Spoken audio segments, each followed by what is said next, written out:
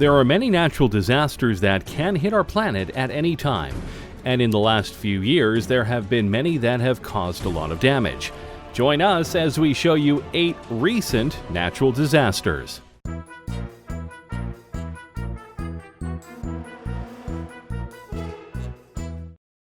Number 8.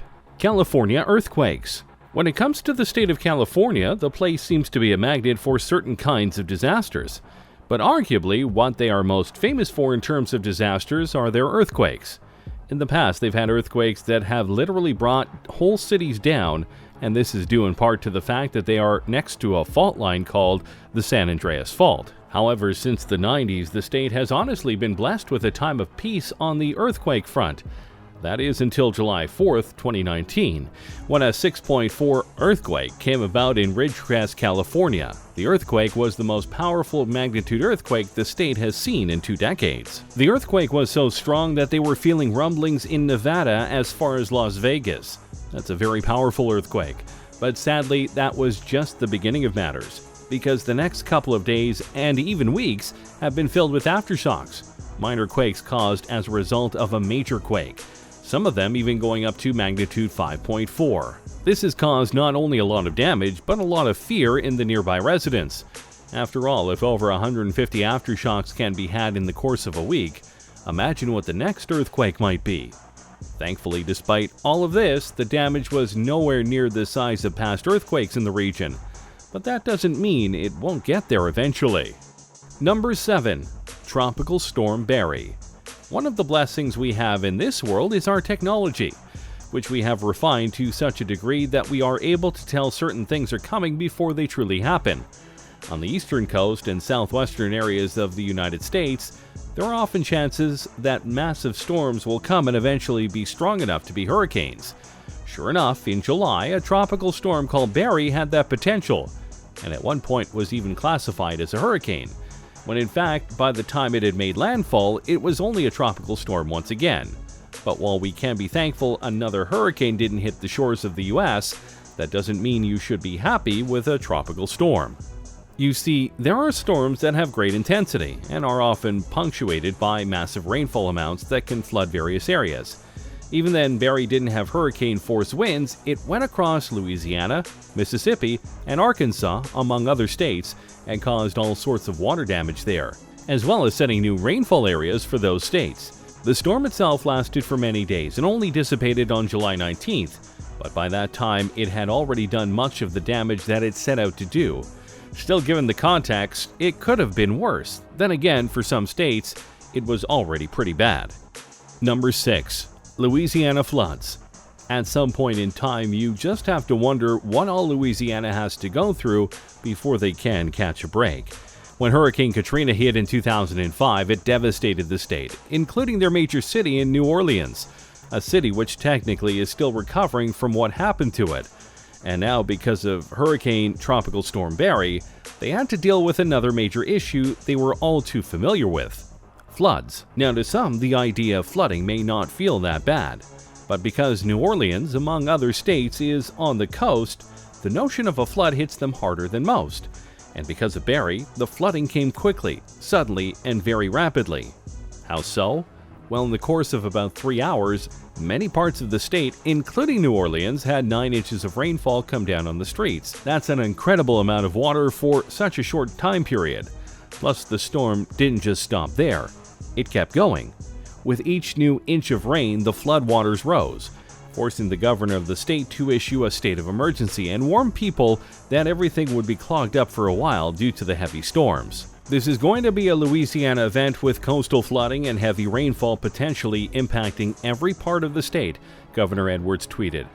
No one should take this storm lightly. As we know all too well in Louisiana, low intensity does not necessarily mean low impact. Sure enough, many roads and areas flooded, forcing some to flee and relocate. While the storm itself had died down, it's going to take a while for the waters to recede to safe levels. So the people of Louisiana have to endure until they can get back to their regular lives. Number 5. California wildfires. Easily one of the biggest stories of the last few years puts us back in California, but not because of the ground shaking, but rather because of the ground burning. The California wildfires have been happening consistently for years now, and just when you think they're gone, they come back bigger and stronger and more terrifying than ever. Some of the more recent ones have been to such an intensity that entire towns and cities have been burnt to ash, including a famous Hollywood Western town that's been used in show business for decades, including in the HBO show Westworld. The director of the Doctor Strange movie even found himself in the path of the fires quite suddenly, and had to abandon his house with only a few key items on him. Add that to the stories of hundreds and thousands of people who have lost their homes, and these fires have been a real tragedy. Thankfully, these people are getting help, including payouts from banks like the Pacific Gas and Electric Company, who are paying out $1 billion to help families and customers get back on their feet. We remain focused on supporting our customers and the communities impacted by wildfires and helping them recover and rebuild, PG&E President and CEO Bill Johnson said. This is an important first step towards an orderly, fair, and expeditious resolution of wildfire claims and a demonstration of our willingness to work collaboratively with stakeholders to achieve mutual acceptable resolutions. One of the biggest problems, though, in regards to the wildfires is that not only are they hard to stop, they're hard to predict where they'll start. California has been going through a drought these last few years, making many areas dry enough to combust via various forces. And because a lot of Northern California is wooded area, it doesn't take long for them to build intensity and spread everywhere. Plus, due to the drought, getting water to the needed areas to stop the fires is incredibly difficult. Number 4. Tornadoes in the Midwest. One of the big natural disasters that everyone knows to fear. Tornadoes are most definitely one of the most feared. They can come out of nowhere, strike hard and fast, and then leave in the blink of an eye. All it takes is the right weather conditions for things to go horribly wrong. And in the Midwest in the last few months, many tornadoes have touched down and caused a lot of havoc. This includes tornadoes in both Ohio and Missouri, where people lost their lives and homes because of the tornado's intensity. The tornado in Ohio was in the city of Dayton, and it was so intense that it caused power outages all over the city, to the extent that the plea was made by those in charge to conserve water until things stabilized. As for Missouri, their tornado was just as bad, and it was actually slinging up debris towards the sky up as high as 13,000 feet. That's some powerful winds to get that done, let me tell you. Jefferson City Mayor Kerry Turgeon told CNN that there were significant damage to buildings. Many buildings have significant damage, and there's a lot of buildings that have small damage as well. It's very widespread, Turgeon said. But buildings can be replaced. We are most concerned about the people here. While these two may have been the biggest hit, there have been tornadoes in other areas of the Midwest too, including Illinois, which has had a lot of weird weather recently and storms that were really bad. Unlike some of the other natural disasters I've listed, prepping yourself for tornadoes is relatively easy. Should one come, you find the lowest part of your home to get into, mainly a basement or crawl space. If that doesn't work for your space, go to a place like a closet. Make sure you're not near windows and seal yourself in. If you're outside, then you go and find a ditch and dive in. Tornadoes can't traverse those easily. It's expected that more tornadoes are coming for that region, which also brings another problem to their shores, if you will. Number 3. Heavy rainfall in the Midwest. While not exactly the flooding nature that is going on in New Orleans recently, it should be noted that a lot of Midwest areas, especially Illinois, has experienced pretty heavy rainfall in the past few months. Storms piled one on top of the other in some cases. It did cause minor flooding and caused many flood watches for the region. Now you might be looking at this and wondering, why is that a natural disaster? It's very simple.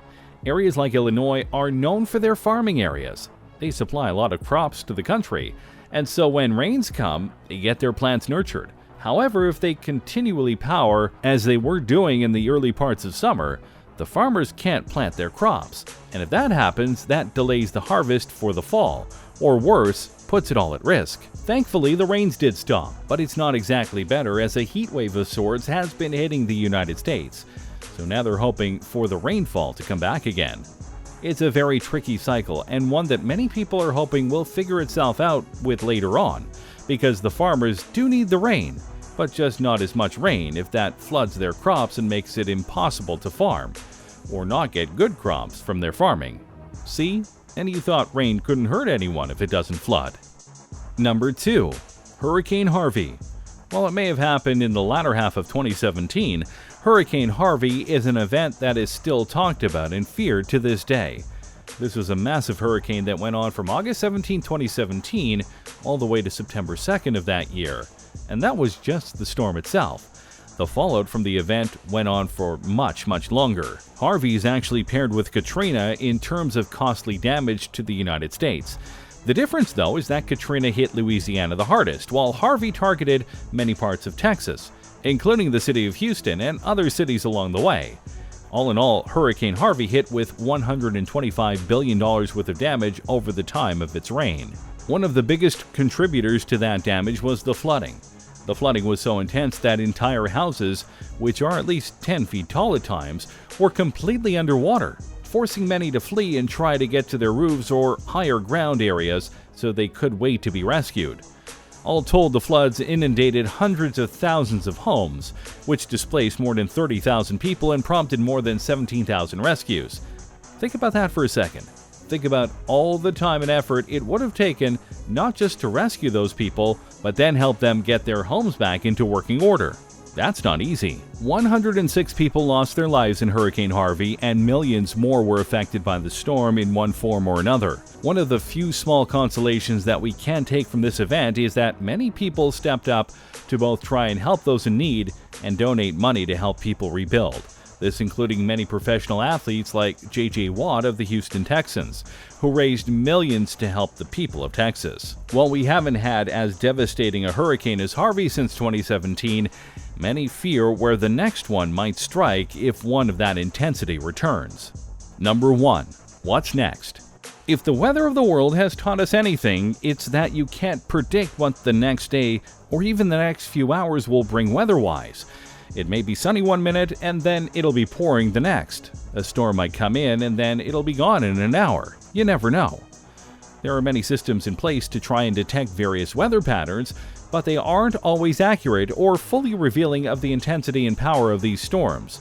Instead, they are at times guesses, and it's because of that we can't truly predict what is next. Will it be a massive tornado? Another hurricane that could devastate a region? A flood that will displace people? A wildfire that could burn everything down? We don't know, and thus all we can do is prepare and hope we're not in the path of whatever storm is next. Thanks for watching, everyone. Can you believe how many natural disasters we've had recently in the world? What do you think about them all? Has one of these storms hit an area near you? Let me know in the comments below. Be sure to subscribe, and I'll see you next time on the channel.